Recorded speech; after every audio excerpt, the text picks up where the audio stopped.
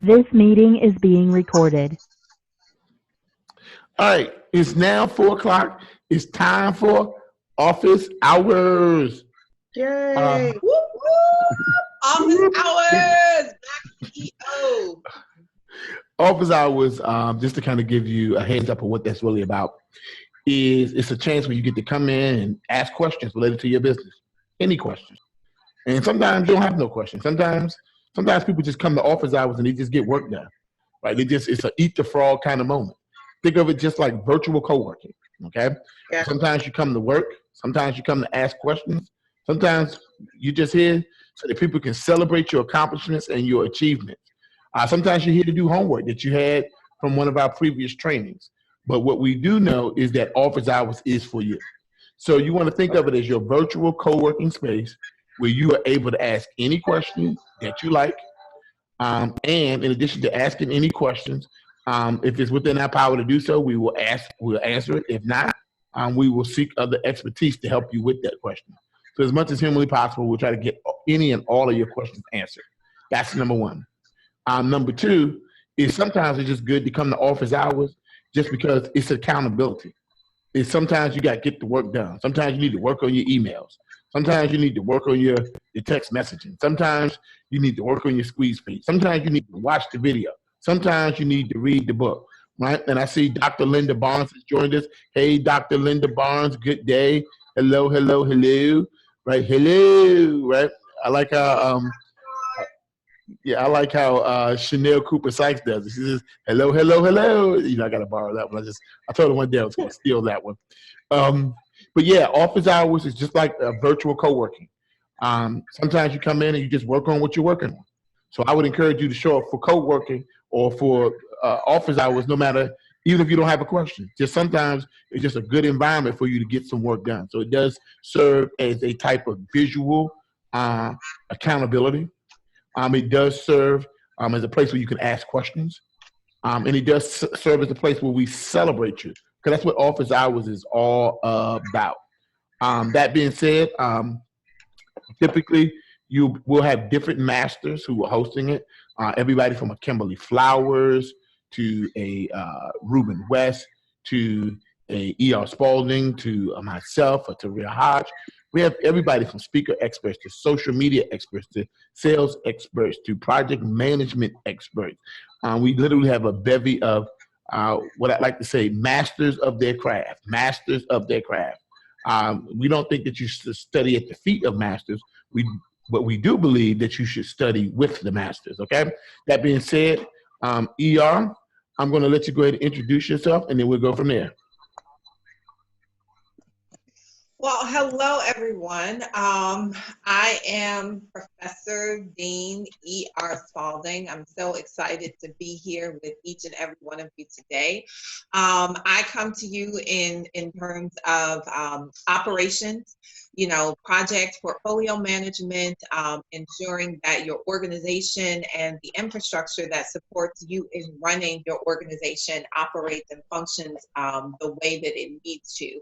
Also, in terms of leadership, as you begin to build your businesses out, some of you may have employees already, others are looking to bring individuals on. So how do you onboard individuals? What are some of the processes and procedures that are needed in order to make it function like a well-oiled machine?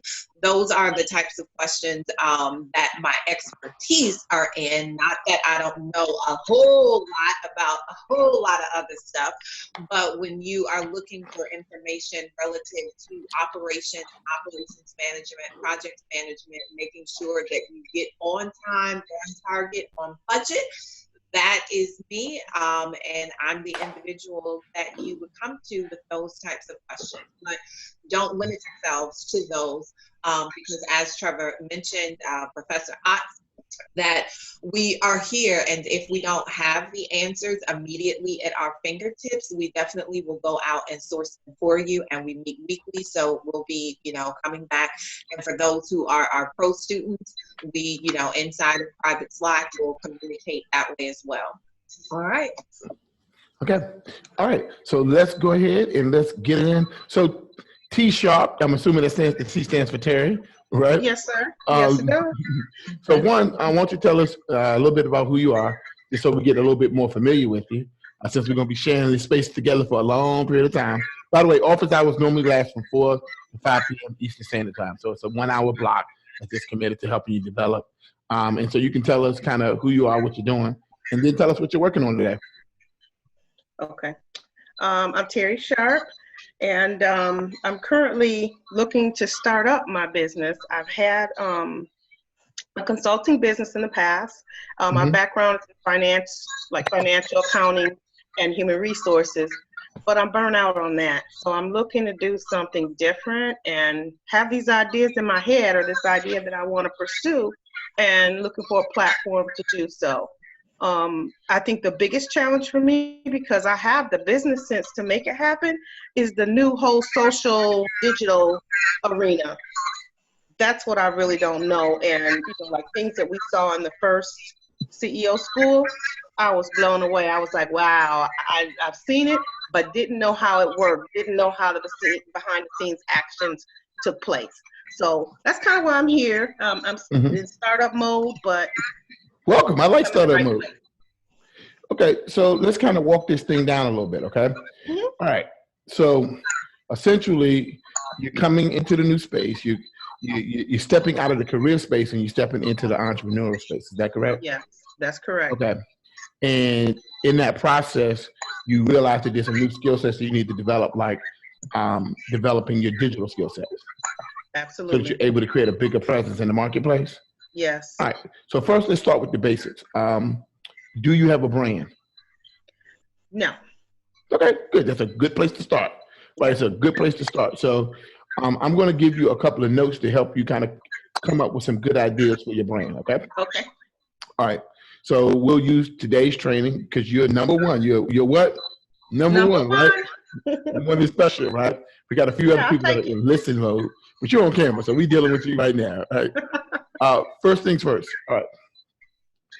Is that, write this down, embedded in the name of everything is its purpose. Okay? Embedded in the name of everything is its purpose. Let me explain that for just a second. I went to a place called Mission Barbecue, and I got some chicken because Trevor loves chicken. And I sat down at the table with my chicken, and there were 2 bottles of sauce sitting on the table. One of those bottles said hot sauce, and another one said sweet and sour. So I picked up the sweet and sour sauce, and I put it on my chicken. When I put it on my chicken, it was hot. Well, the problem was is somebody named the bottle wrong. Somebody mislabeled the bottle.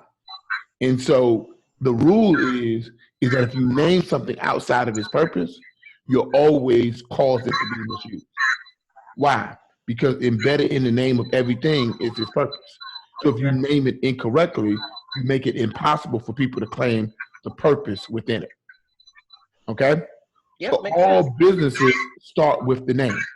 What was the first job that God ever gave man? Name it. Name it. Name it and what? Claim it. You know what he was really trying to tell you? Is that you can't claim the purpose within something unless you know its correct name. That's why he told us to name it first. It's the first job he ever gave us, right? Now, that being said, is that when you start thinking about what the name of your brand is going to be, you got to think about the name from the perspective of what is going to be the purpose of your brand. And then you have to name it accordingly so it makes it easy for people to claim the purpose within your brand. You got that? Yeah. Does that make sense? Because when you name something outside of its purpose, you make it impossible for people to claim the purpose within it. Okay? Yep. Embedded in the principle, because remember in business school we teach you principles. The principle, and I want you to write this down. I want you, by the way, when you have your note sheets out, I want you to always have a separate section just for principles. Because there'll be times when I teach you principles that you'll need to keep using, right? So the principle is embedded in the name of everything is its purpose. Embedded in the name of everything is its purpose. Embedded in the name of everything is its purpose. Okay? Got it. Name something outside of its purpose, and you make it impossible to claim to claim the purpose within it. Okay? Or name something out of its purpose and you'll always cause it to be misused. Okay? Yep. Now, let me give you an example of how important the name is, okay? There was a company, and the name of that company was called Dollar Shave Club. Maybe you've heard of it. But the name of the company is called Dollar Shave Club. Mm-hmm. In Dollar Shave Club, they did three things with their name. First, they had a very clear what. They had a very clear what, right? And their what was basically they only sold razors. That was the only thing they sold. They didn't sell foot massages. They didn't sell leather coats. They didn't sell gold chains. They didn't sell water bottles. They sold razors. You got that? Yep. All right. Now, that rule there, I'm about to give you another principle. You ready? Yep. It's called the one thing principle. The one thing principle says that if you're not known for anything, focus on one thing. And only after you have mastered that one thing do you have permission to add on other things. If you're not known for anything, when you first come into the market, you're a new brand, right? So your brand is not known for anything. You might be known for something, but your brand ain't known for anything. So you're in a startup phase. So you're in a phase where you're not known for anything. So when you're not known for anything, focus on what?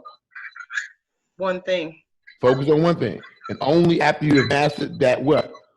One thing, do you have permission to add on what? Other things. Other things, okay? So you got it.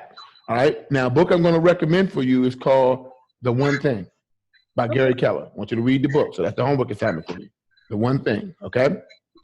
Now, the one thing, right, is going to be the one thing that you're going to be known for. So Dollar Shave Club did one thing. They only sold razors. They had a very clear what.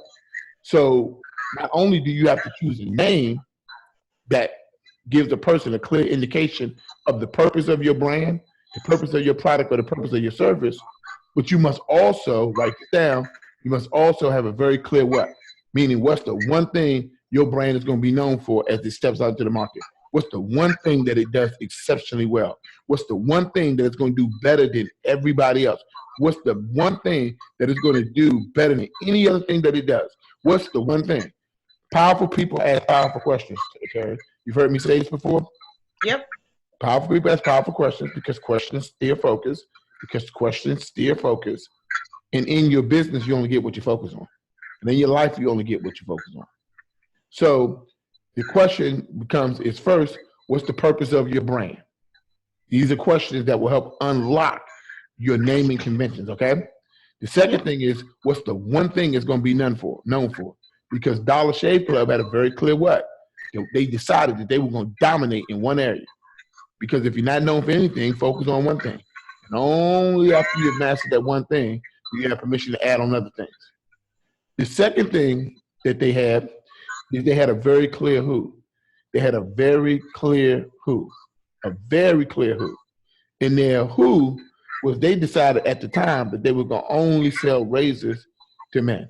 They were going to only sell razors to men, right? Now they sell razors to women, but when they first started out, they only sold razors to men. And they basically, you remember those Dr. Seuss books, Terry, we used to read when we was growing up? What was that? I said, you remember those Dr. Seuss books we used to read when we were growing up? Oh, yeah, the Cat in the Hat. Yeah, Cat in the Hat. Right? One fish, two fish, red fish, blue fish. Fish. Yeah. One of my favorite ones was called Horton Hears a Who. Right? Yep. And we know who Horton hears, but the question is, who do you hear? Who does your brand hear? Like, you don't hear everybody's problems. There's certain problems that you have that you're especially attuned to. That you recognize its frequency, right? So Horton hears a who, but the question is, who do you hear? So Dollar Shave Club had a very clear who. Their who was men. Their who were men. They said we only sell razors to men. So what do we sell? Razors. Who do we sell it to? Men. So a lot of times what happens with people's brands, they try to cater to everybody and end up catering to nobody. Mm-hmm. Because basically the rule of marketing is that marketing to everybody is the same as marketing to nobody. Because at the end of the day, what they want to know is that your brand is for them. So it's like, who is your brand for? Okay. So one year I had gone to France and I went to the Louvre. Mm-hmm. And when I went to the Louvre, what happened is when you're in France, you get on a lot of tour buses. Mm-hmm. So we get on this tour bus, Terry, and we go to the museum, right? We go to the Louvre. And basically we get off the tour bus. Now, before you get off this tour bus, Terry, this is what they tell you. They tell you, they are very clear. And mind you, we in France. In France, they do not speak American. They do not speak English. They speak French. Yep. So, you know, you get lost in France, it's going to be a problem. Okay? Because they are not about it. They're like, we speak French. Mm-hmm. Okay? So anyway, we get off the bus and the bus driver tells you, listen, you be back at this bus at 4 o'clock. If you ain't back at this bus at 4 o'clock, we're going to leave your bus. And they mean it. And you're going to be just stuck. Now, they tell you that the bus is where the bus going to be at 4 o'clock. Now, the thing that they also tell you is that when we pull back up, there are going to be a lot of buses. You know, the thing that you don't realize, Terry, is that all of the tour buses look exactly the same. Oh, yeah. All of them. Now, the tour bus driver know that, right? He know it. So he says, listen, there are many buses like mine, but only one bus has this flag. And so he showed you his flag. This flag right here represents our bus. This flag right here is for us. This flag right here is for you. We are here for you. And so when you decide who your brand is for, what you're really saying is my brand is for you. See, the thing is, we forget that while we are out there looking for clients and customers for our brand, we forget that they're looking for us too. So Right. write this down. You got to fly your flag. And don't never be afraid to fly your flag. Sometimes your brand might be for women. Sometimes it might be for men. Might be for short people. Might be for tall people. Could be for shy people. Could be for bold people. Don't know. But you have to decide who your brand is for, and then you have to fly that flag. Because if not, there are many brands that look like yours. There are many brands that do what your brand does, but there's only one brand that's for you. Fly your flag. Hashtag fly your flag, okay? Yeah. So there's a clear what and there's a clear who. So you have to answer the question, who is my brand for? You have to answer the question, what's the one thing that my brand is going to do better than everything else it does and better than anything else somebody else does in the industry? What's my one thing? Okay? Mm-hmm. Then, last but not least, Dollar Shave Club had a very clear why. Do you know why they called their brand Dollar Shave Club? I'm thinking because they sold the razors for $1 to men. That is correct. That's correct, because they were selling razors for $1. And the number one reason, by the way, that would definitely be on the board if we was playing Family Feud. That'd be like number 2, because they were selling razors for $1. Right? You'd be number 2. But survey says number 1. I'm gonna hit the button. Right? I'm gonna try to go for number 1. Number 1 reason is because they thought razors were too expensive. Thus, they named the brand Dollar Shave Club. The reason why I tell you that story is because Dollar Shave Club had $1 billion valuation in under 18 months. Wow. And it tells you the power of naming conventions. Because embedded in the name of everything is its purpose. Right? It was a club where you can get razors for $1. It was for men who shave. Embedded in the name of everything is its purpose. So you're gonna have some homework assignment tonight. You're gonna be thinking about what's the purpose of my brand. You're gonna be thinking about what's the one thing that we're gonna do exceptionally. What's the one thing we're gonna be known for? Who is our brand for? Who is our brands for? Right? And then you're gonna do the last one, which is why does it exist? So technically, if I was creating a shave club for women that I wanted to be inexpensive, I might call it Dollar Shave Club for Women. Mm-hmm. Don't get cute with your name. Get purposeful. Don't get cute, get purposeful. Don't get cute, get purposeful. Because there are a whole lot of cute brands that nobody knows what the heck that is about. Mm-hmm. So I don't want you to be cute, I want you to be purposeful. Got it. Okay?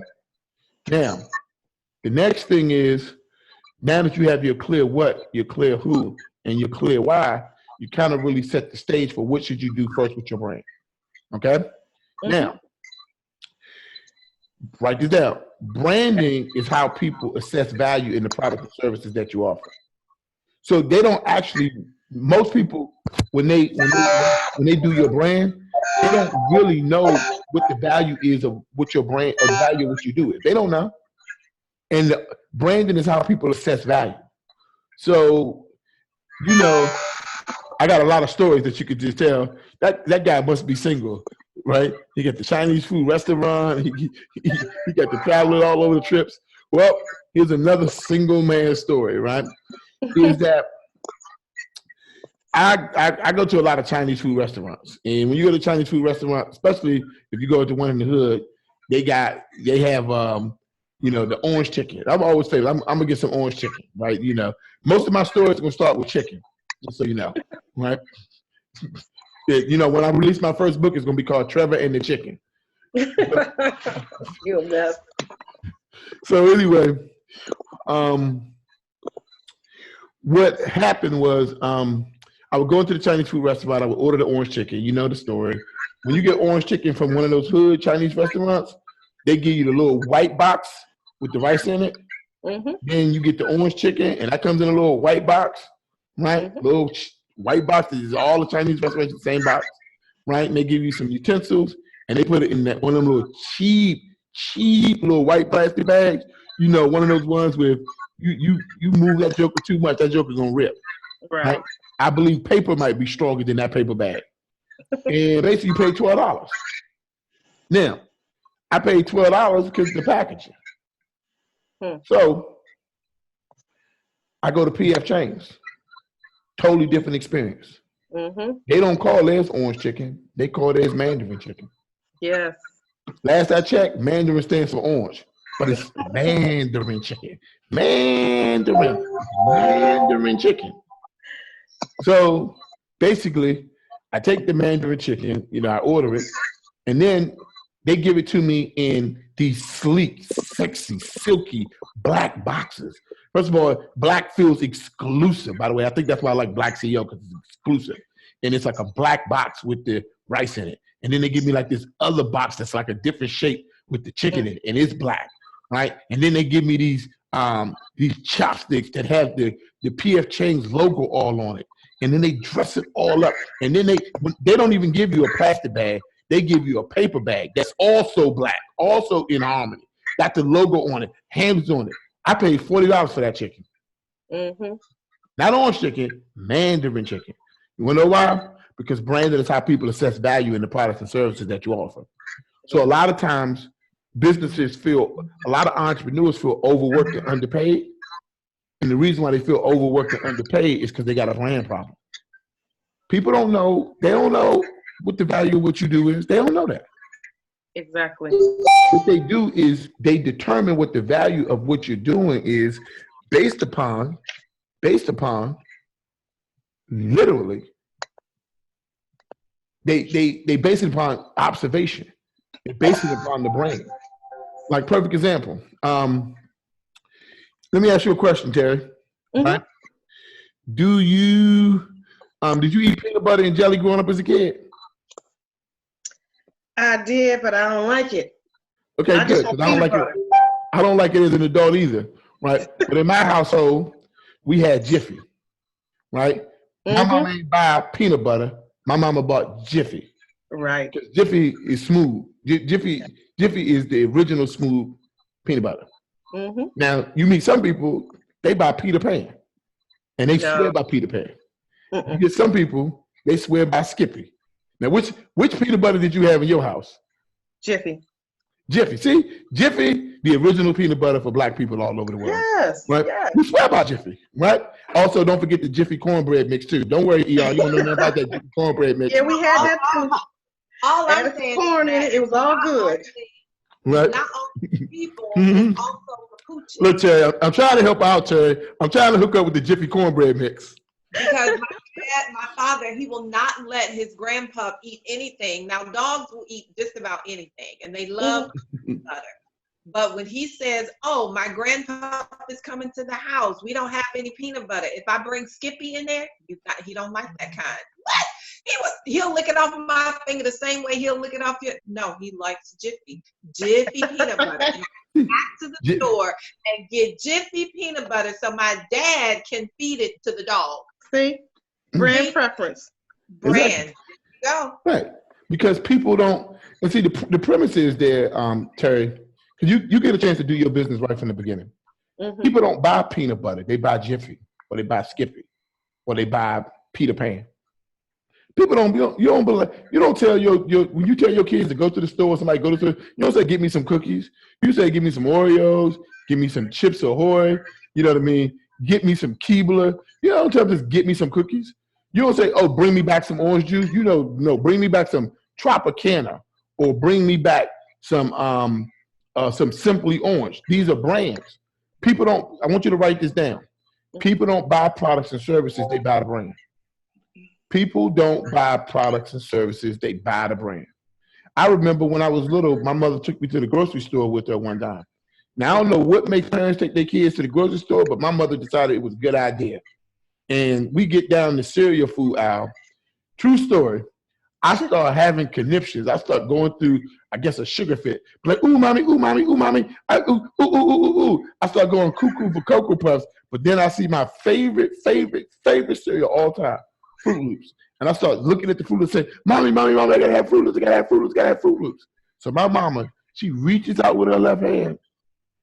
And all of a sudden, I'm like, yeah, it's going to be a good day today. It's going to be a good day in the neighborhood, right? I start feeling like Ice Cube. Today, it's going to be a good day. But all of a sudden, her hand dropped below the Fruit Loops, and it landed on the Fruity-O's.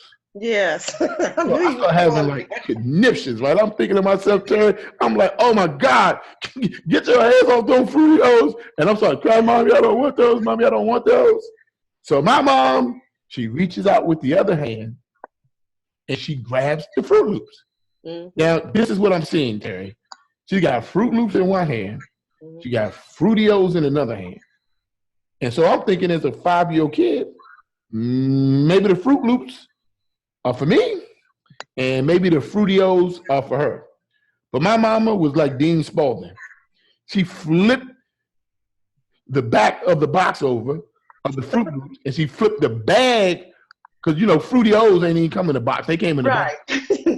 And she started saying, see, look, they got the same ingredients. Now look, they got the same shape. They the same size. Look. And then look, right? It's even the same colors, right? And basically, she's trying to explain to me how Fruity-O's and Fruit Loops are the same.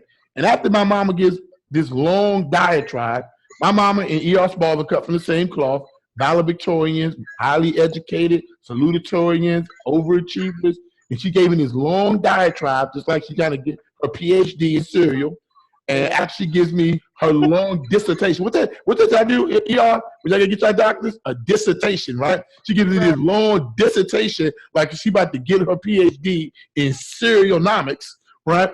And so after she finished doing all of that, she asked me this question.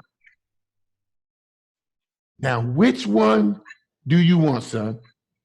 That was a trick. So I knew better. Now, I knew better than to answer my mama quickly. I just knew better, even if so I wanted to ponder. I don't even know that I could spell the word ponder then, but I pondered. I said,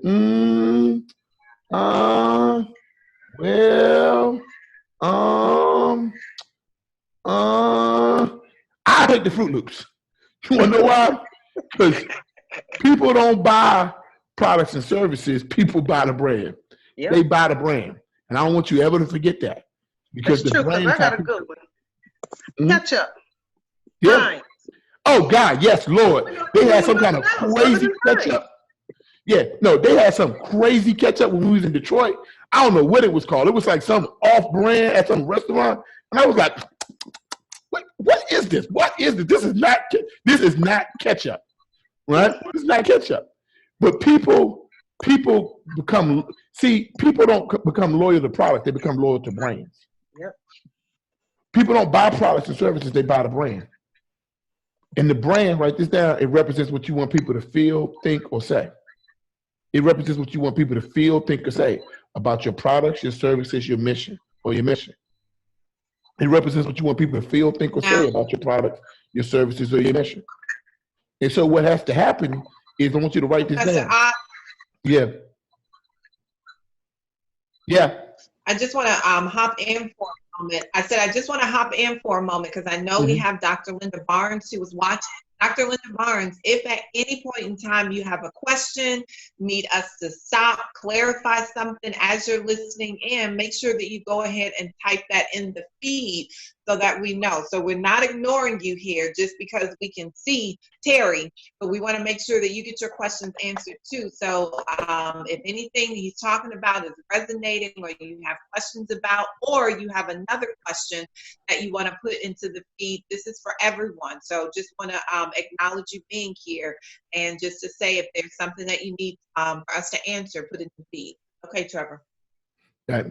So the brand represents what you want people to feel, think, or say about your products, your services, your mission, or your organization. Okay. And it's how people assess value in the products and services that you offer. So one of the first things that you have to do is develop a brand identity. You got to develop a brand identity. And that brand identity represents what you want people to feel, think, or say. And it's how people assess value in the products and services that you offer. And see, when you don't develop a brand, they don't know what you're worth.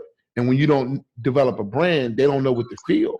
When you don't develop a brand, they don't know what to think about your stuff, your product, your services, your mission, your organization. When you don't develop a brand, they don't even know what to say about your products, your services, your mission, or your brand, or your organization. They don't know what to even say about it, right? Like, it's the reason why Campbell's Soup puts in their brand, good. So that if you take some of their soup and it's good, you say, good, right? Because they teach you what to say about their brand. Good, that thing was good. You think you said that by accident? You ain't say it by accident. You said it because they've been teaching you the whole way through. This soup is what? Good. Yeah. And so, you know, when you first start your business out, everything starts out with building the brand identity, building brand recognition, deciding what you want people to feel, think, and say. But to do that, you have to know the purpose within your brand. To do that, you have to know that embedded in the name of everything is this purpose.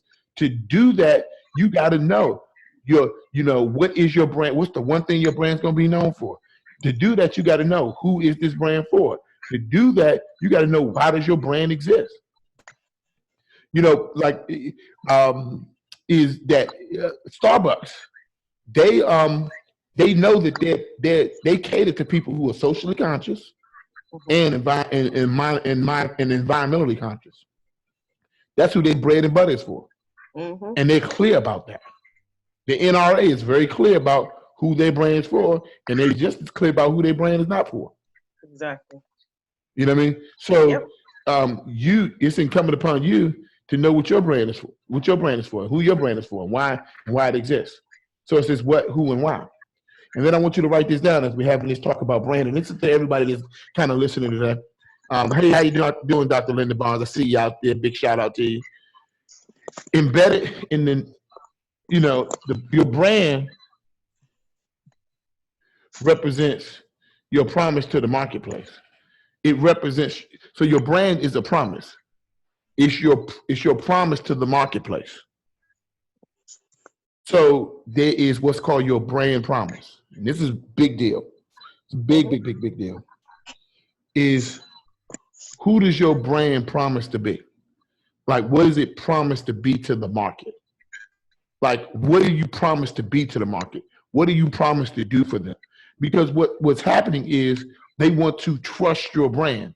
And trusting your brand is based upon understanding your promise and being able to fulfill that promise. And so what is your brand promise? Now, your brand promise is much of the languaging that you start to use in your mission statement. It's the language that you start to use when people when people say things about your brand. They're regurgitating your promise. And so once I get a good brand together, I write down these 3 lines. I write down these 2 lines. I promise. And I write down all the things that I promise to be as as this brand's representative. Because you are not the brand, you represent the brand. You are not the brand, you represent the brand. You represent the brand. You might have founded the brand. You're not the brand, you represent the brand. You represent the brand. And so you got to think to yourself, who do you promise to be? Who do you promise to be to these people who decide to follow your brand? Who do you promise to be to them? Who do you promise to be for them? What do you promise to do for them? What does your brand promise to do for the marketplace? What is your brand? What is your brand's promise to the world at large? Who do you promise to be? What do you promise to be? It's called your brand promise. Without a brand promise, people have no reason to trust your brand for anything. So it's what is your brand promise? And so ER, I'll let you kind of hop in here, and then we'll kind of go in and see if you have any questions. But this is a good. By the way, Terry, that was just an excellent question to ask. And I'm just looking at the screen just to double check and see if any other questions came in, because I know that some people are manually asking their questions in the chat, right? But this is referred to as your brand promise. Okay. I'll pass it to you, and then we'll come back, and then we'll go from there. Well, actually, I think we should pass it on to Terry. You've been listening, and so what, if anything, has been coming up for you as you've been listening to Trevor kind of go through, what a brand is, the who it is, what it represents, how it's going to show up in the marketplace. What are some of the things that may have been showing up for you? And specifically related to my business that I'm trying to do, or just in general? Or just in general, because right now you're still in that exploratory phase, right? There were some key things you stated in terms of, this is what I'm tired of doing, or maybe I'm burnt out doing in kind of the HR space. And you don't know if that's something that you want to offer the marketplace or not, because it may have just been the environment that you were in just wore you out. Right? You may truly love engaging with individuals, but as you are thinking about what your next is, right, and getting ready to get that start, these are all the things that you have to ask yourself and questions that you have to dive into so that you can be clear on what it is you're looking to create inside of the marketplace. So just relative to that, what may be showing up for you? I think for me, the whole brand conversation and it being number one is critical. And that's why I wanted to know, like, where do I start? And I'm so glad that we having this conversation today, because it shows me clearly the work that I need to do. I know in my head, but I need to write it down on paper so that, we focus on one thing and not a whole lot of different things. So I can master one thing and be good at one thing. And developing the purpose of that brand. I know the population that I want to serve, which is single mothers, African American single mothers, but I need to develop that purpose around that, which I have.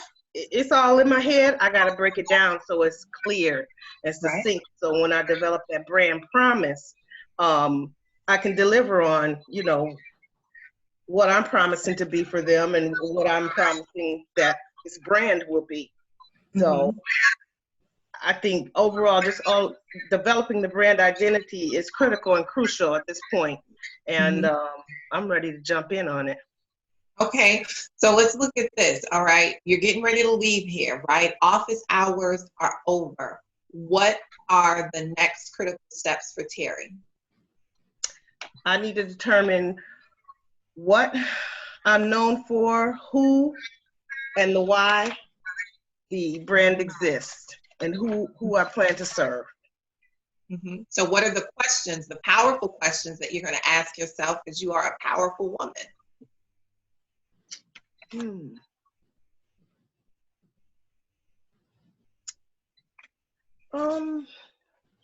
See, this is where, right? This is where your principles come into place, right? Powerful people ask powerful questions, right? Because questions steer focus. Right? So if we are asking incorrect questions, we're going to get incorrect answers because we're focusing on the wrong thing. So this is why we come to office hours, to ensure that when we leave one another, right, we are asking ourselves the right questions so that we can get to the right answers.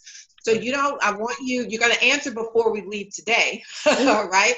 I want you to just take a moment and think about what are the questions that you're going, and because you're going to write them down, what are the questions that you're going to be asking yourself over the next week, so that when you come back next week, you can have some answers for them, and we can begin to continually walk it through for you, because you're at a exciting time, right, in your journey. You're at the starting phase, but I truly believe that you finish things the way that you start. And since we know that we're going to have a return on finish, we have to make sure that we are starting at the right place so that we know exactly where we're going, right? And we can confirm that once we get there. So take a few moments, think about those questions that you're going to walk away here with, so that you can let us know and we can refine them if we need to, so that you'll be set and on track. And I know that we have a question over here from Dr. Linda Barnes.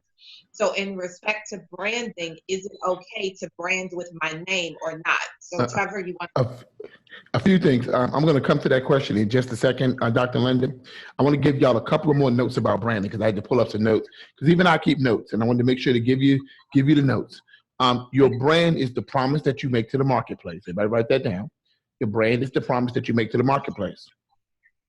Your product is how you fulfill the promise that you made to the marketplace. So when you create a product, the purpose of your product is to fulfill the promise that your brand made to the marketplace. So your product represents the fulfillment of that promise. It's a promise fulfilled. Everybody write this down. My product is a promise fulfilled. Okay. Number 3, your product is a representation of the process that you use to fulfill the promise. So your product is also a representation of the process that you use to fulfill the promise. Your product is how you fulfill the promise that you made to the marketplace. Okay? Now let's talk about marketing, because you market the brand. Marketing represents the implied benefits of your brand's promise to the marketplace. So marketing is, you are implying, hey, here is the benefits of my brand. You work with my brand, you're going to lose weight. You work with my brand, you're going to make money. You work with my brand, you're going to feel better. Your marketing represents the implied benefits of your brand's promise to the marketplace. Okay? I want to make sure y'all all write that down. Then number 4, your logo or your slogan, right? Your logo, your slogan, the colors you choose, and your name convention. Let me say that again. Your logo, your slogan, your colors, right? And your naming conventions, your logo, your slogan, your colors, your naming conventions is what gives your promise an identity. So your slogan, your colors, your naming conventions is what gives your promise an identity. So your promise needs an identity. And when your promise has an identity, that's called your brand. That's called your brand. Because your brand is the promise that you make to the marketplace. It represents your what, your who, and your why. It represents the purpose that they can claim by associating or aligning with your brand. Okay? Now, Dr. Linda Barnes, you asked a question about using your name and your brand. There is a such thing as personal branding and business branding. Okay? Now, personal branding is a big thing. It's a big space, and it's especially critical for people who are speakers and really coaches. But it can be very limiting because not everybody may identify with you. And so it's based upon, do they identify with you as opposed to identifying with your purpose or the purpose of your brand. So I believe like BlackCEO is like this big brand. And with under that brand, so there's your parent brand. Everybody write down parent brand. This is for you too, Terry. It's called your parent brand. And then the parent can have many children. So matter of fact, y'all, let me go run get this cereal off my so I can show them examples. So matter of fact, y'all lucky today because, by the way, I got my shorts on. See, I got on my shorts and my suit. My shorts and my suit, right? So hold on 1 second. I'm gonna prove this real time because there's no better time to really give this example. Okay, let me see here. Lottie. Okay. All righty. Today y'all in luck because behind the scenes I do anything. Behind the scenes I do anything. Okay. Okay. Now look at this. Okay. This is my son's favorite cereal, Lucky Charms. What's that box say, Terry? What's that box say, Linda? What's it say? Lucky Charms. Lucky Charms. Mm-hmm. That is a product brand. But you see that right there in the corner? You see that little G? General You know Mills. what that G stands for? General Mills. The parent brand is General Mills. Mm-hmm. The child brand is Lucky Charms. So you have to have a parent brand, and then that parent can have many children. So you can be a child of your parent brand, that you are a part of the brand. And so at the end of the day, what a lot of brands do is they make the mistake of making themselves the parent brand. You're not the parent brand, you're the child brand. You work for that brand. You serve the bigger brand. Here's why. When Zig Ziglar died, right? He was one of the greatest trainers and speakers of our time. But they lost 80% of their value after his death because the brand was totally based upon him. Mm. The brand was totally based upon him. And so when you build a brand that's based upon a person, when it's gone, you're out of here. That's why Steve Jobs didn't name his company Steve Jobs. He didn't call the iPhone the Steve Jobs phone. He called it the iPhone. The name of his company was called Apple. But what if he had called it the Steve Jobs phone? How many of us would be walking around rocking the iPhone? No, he called it the iPhone, the Apple iPhone, right? The iPhone ain't even the parent brand. The parent brand is Apple. iPhone is a brand under Apple. So you have to have a parent brand. And what you want to do is make sure that you understand the positioning between the parent brand and the child brand. So BlackCEO has several child brands. We have BlackCEO Graphics Club. Well, Graphics Club is a sub-brand, right, of the parent brand. So what is your sub-brand? So it's understanding brand positioning. So your brand may produce different products. Apple has the iPhone, the MacBook, Apple TV. Yeah, they got the iPod. Think about how many different sub-brands that they actually have. There's Toyota. There's the Toyota Lexus. There's the Toyota Camry. There's all sorts of what? Toyotas, right? So at the end of the day, you can have a parent brand, but you have to be very clear on the difference between your parent brand and your sub brands. Your parent brands and your sub brands. Many brands make this mistake. Many brands make this mistake. In closing, I'm telling y'all a story that I rarely tell. I had a coach one time, y'all. I had a coach, and he was also coach / also a good friend of mine. True story. His name is Andre Smith. And I had just written this book called Broke, Marketing That Makes Sense. I even spelled it real cute. CENT. I ain't used the S. I used the dollar signs. Broke, Marketing That Makes Sense. And people were inviting me to speak all over the world. I was speaking at the National Association of Real Estate Brokers. I was speaking in Texas and California, and I felt like I was the stuff. I felt like I was hot stuff. So I decided I'm going to create a company embedded in the name of everything is this what? Purpose. So you know what I named my business, Terry? You know what I named my business? ER, you know what I named my business? No. I do know. I named my business Broke Marketing Systems. Because I had a book called Broke Marketing That Makes Sense. I had a signature presentation, a hit song, so to speak, called Broke Marketing That Makes Sense. People would fly me all over the world and say, Broke Marketing That Makes Sense. But embedded in the name of everything is its purpose. So every time I would go to other companies, like, what's the name of your company? Broke Marketing Systems. It was like, why your marketing system's broke? I was like, my marketing system is not broke. Your marketing system is broken. I'm here to fix it. Why didn't you say, I fix your marketing systems? I didn't think about that. Hmm. So basically, I spent the better part of 4 years trying to explain to the rest of the world what broke systems was. And it was like, so my email, I still have an email. It's called Trevor Otts at BrokeSystems.com. I keep the email as a reminder of what bad branding will do for you. Because every time I tell somebody, what's your email address? Trevor Otts at BrokeSystems.com. You know what they always ask me? What's wrong with your system? Right. It implied a negative connotation. Then think about broke. Don't nobody feel good about the word broke. Broken people, broken promises, broke as in your bank account. Everything associated with broke sounds bad, negative connotation.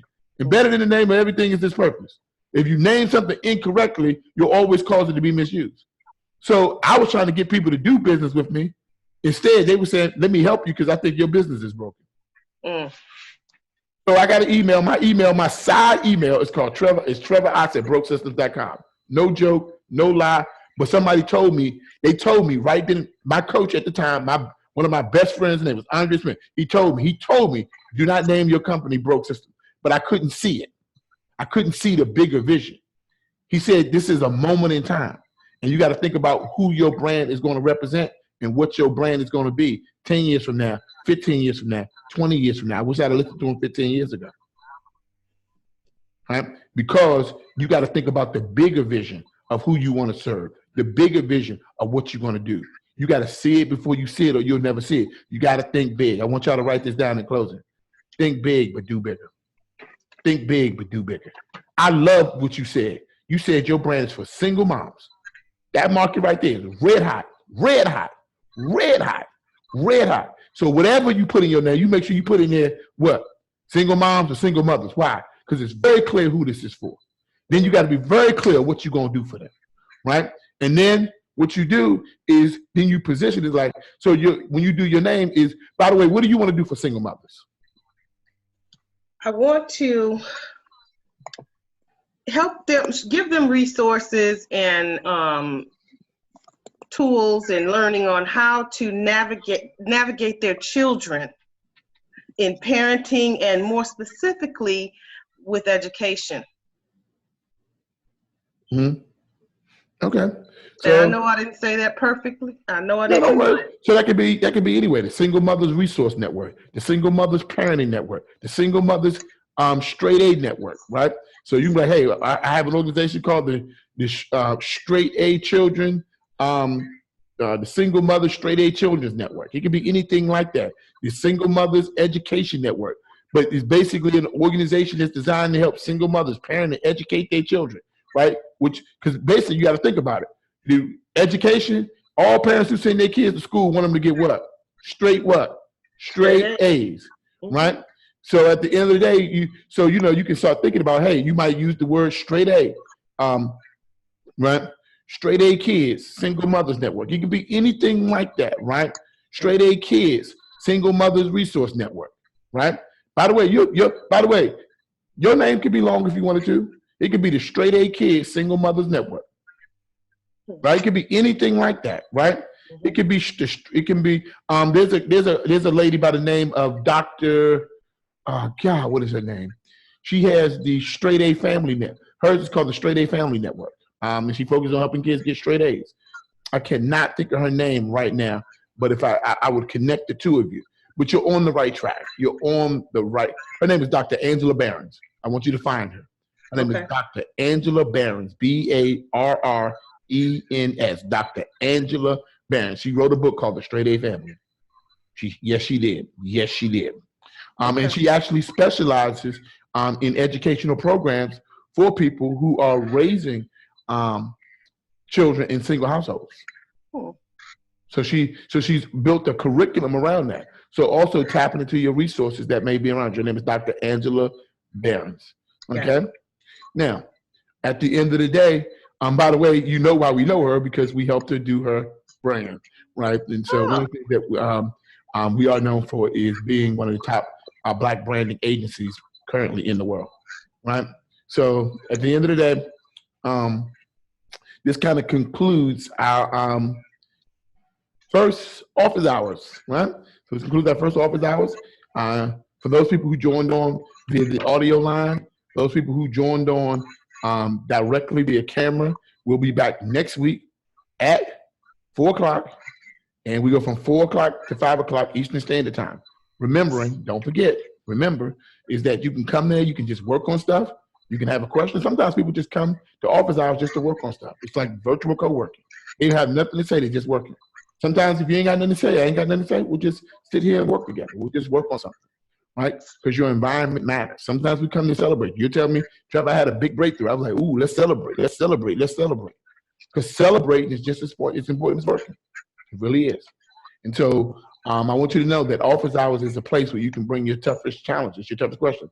Now, Terry, when you come back next week, you get a chance to throw out some names, some questions. You get a chance to throw out some of your ideas, your brand narrative, your brand promise, and we can just drill down on this. You don't got to come up with a brand overnight. It don't happen necessarily in one session. It's a process that you work through, right? But I'll tell you this. If I was to start a business right now, I would start with the brand. Because when you feel overworked and underpaid, it's always a branding problem. It means somebody's not paying you what you're worth. And if they're not paying you what you're worth, 9 times out of 10, it's because of how you positioned yourself in the marketplace, right? You can't properly position without a good brand. And so in the grand scheme of things, most normal people market products and services.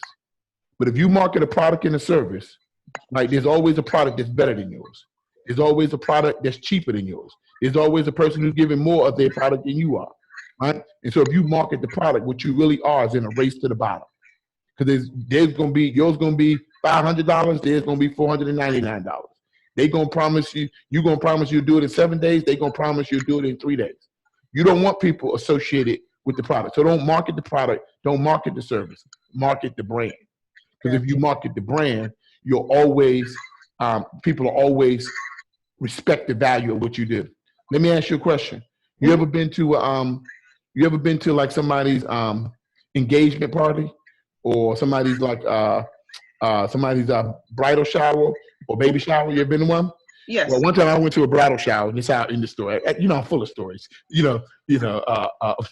These type of office hours are full of stories. I get to learn the Trevor Otts backstory. I went to a bridal shower, and when you went to the bridal shower, they had like all of these like mega gifts. They had like gigantic boxes. I guess she registered at Target and blenders and just all this kind of stuff. Man, I swear this lady, she sashayed into this place. And I was wondering where her gift was. I had a little bit of judgment on my mind. I was like, man, I know this girl ain't come up in here with no gift. She got the hat on. She looking like $1 million. She got the sundress on. She got the watch on. I was like, she spent all this money and didn't even buy this lady no gift. How dare her? Well, she reached in her little purse. And you know, she had the summer purse, so it wasn't no big purse. And she pulled out a light blue box. She walked over to the stack of gifts and she put her little baby blue, light blue box with the little bow on it, and she set it at the top of the pile. Where was that baby blue box from? A Tiffany box. Tiffany's box. We all know what that box represents. And basically, it wasn't bigger than everybody else's boxes. Right? We didn't know if it was even more expensive than what was in other people's boxes. But we had an expectation of quality and value. And so when they started opening up those bridal gifts and opening up all that stuff, you know what the last gift she opened was? The Tiffany's box. Yes, that's right. And you know, we was all like this. Everybody was thinking at the whole party. We sipping mimosas. What's in that Tiffany's box? What's up in that Tiffany's box? Everybody thinking one thing. What's in that Tiffany's box? And I'm going to tell you what was in that Tiffany's box. It was something amazing. Why? Because we believed it was amazing. It was the last thing she opened. So what I want to tell you is don't be like the Chinese food restaurant selling orange chicken. Be like PF Chang's selling Mandarin chicken. Don't be like Walmart where everything is on sale. Be like Tiffany's where everything it has value to it. See, in Walmart, everything is on sale. But in Tiffany's, everything has value. See, in Walmart, everything is on sale. But in Tiffany's, everything has value. I give you permission to be the Tiffany's brand in your industry. And I want you to go out and dominate it, okay? All right. Have a wonderful, and have a spectacular day. Hey, ER? real quick before we leave, yes. So I didn't forget the drill sergeant. I did not forget. So what I want you to do, Terry, is to go inside of our Facebook group and make sure that you put those questions in the feed, okay? Put those questions that you have in the feed, and then you can also go over to your private Slack channel and post them there as well. And the reason why I want you to put them in both places is because not only is this Facebook group for other Black CEO students, but it is also your accountability club. So the individuals that are inside of there are going to help hold you accountable to that which you said you're going to do. You are building a brand, right?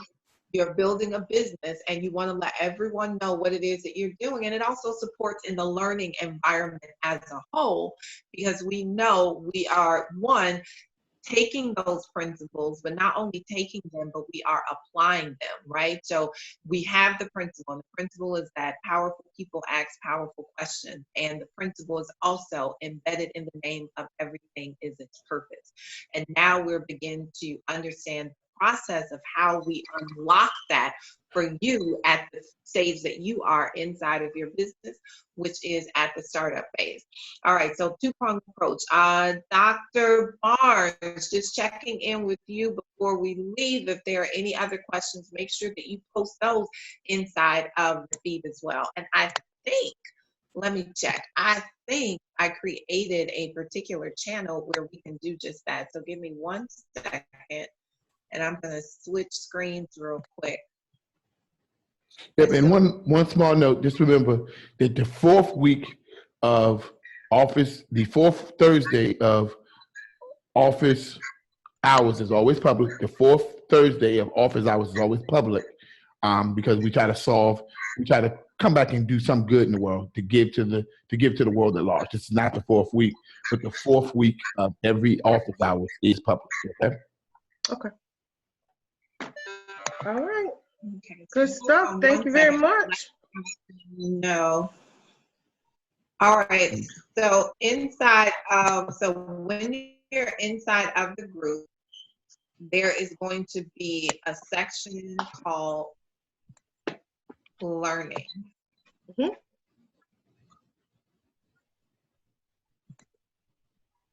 And the first unit that's there is called office hour questions. So this is just for everyone. Make sure that you're going to the learning section and the office hour questions, and that's where you want to post your questions inside of the feed. That's where the team is going to go and check so that the following week we come back. If there are some questions that were posted for those who couldn't be here live with us, that's where we go and check on that. And then that's also where you want to post your homework. So you just want to use hashtag BCEO homework, hashtag BCEO homework, and that will allow us to quickly use that hashtag and go and check on your homework assignment. Okay. BCEO homework, hashtag BCEO homework. All right, with that, we are getting ready to get out of here. Ladies and gents, you all have a phenomenal week, and we will catch you. Actually, let's see. We'll be here for office hours, but we may have to do something a little bit creative, because I know that the Professor Otts, he will be traveling next week, because isn't that PNC? Professor Yes, it Otts? is. Yes, it is. But we may have one of our other masters on deck. So you never know. Never know. Never know. All right. Okay. So we will be here next week. All right, everyone. Have a great day. All right. Thank you so much, both You're of you. welcome. Appreciate it. Bye now. Bye.